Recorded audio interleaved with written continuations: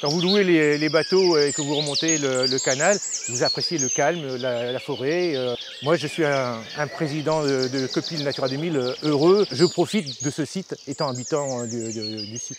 Et c'est un site qui est essentiellement forestier et avec des étangs et aussi avec énormément de mares. Ici, on les appelle les mardelles. En tant que président du site Natura 2000, je suis à l'origine de l'idée. L'objectif est surtout de préserver les habitats biologiques et les composantes majeures, et notamment donc ces arbres sénescents, ces vieux arbres. Donc là, c'est un beau chêne sénescent, vieillissant, avec des branches mortes qui font des habitats aussi pour les pics, par exemple, les oiseaux, qui vont aller faire leurs trous dans des arbres qui sont plutôt vieillissants, plus faciles à creuser.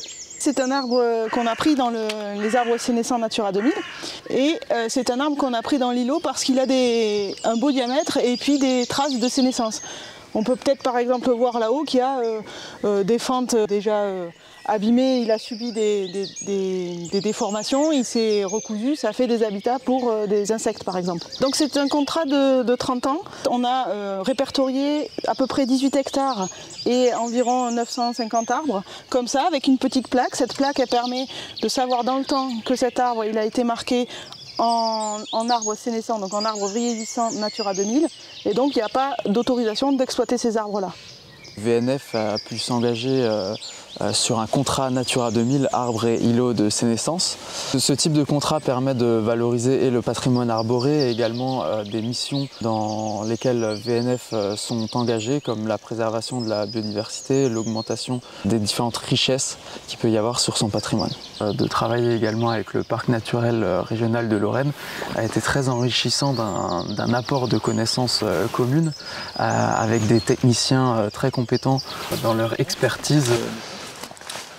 Là, si on parcourt rapidement le peuplement devant nous, il y a beaucoup d'essences différentes. On a des petits bois, des bois moyens de charme, il y a du frêne, un peu d'aulne parce qu'on est en bord d'un étang. Il y a également du chêne puisque la sylviculture visait à favoriser le chêne et que c'est vraiment l'essence noble qui se prête au sol également.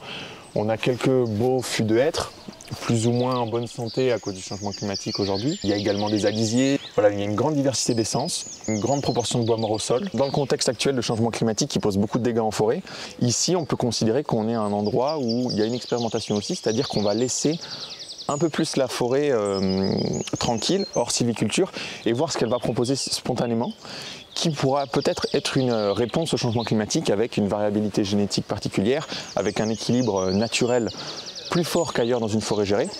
Et ça peut faire partie de la réponse qu'on va essayer d'apporter, que les forestiers vont essayer d'apporter au changement climatique. Ce qui a été fait ici sur Mittersheim permet de mettre en place d'autres contrats sur d'autres étangs, même hors Natura 2000, puisqu'on est dans le territoire du parc, on est dans le territoire réserve de biosphère, et la région Grand Est a un contrat LIFE qui va permettre de signer des contrats sur des forêts sénescents et des arbres sénescents.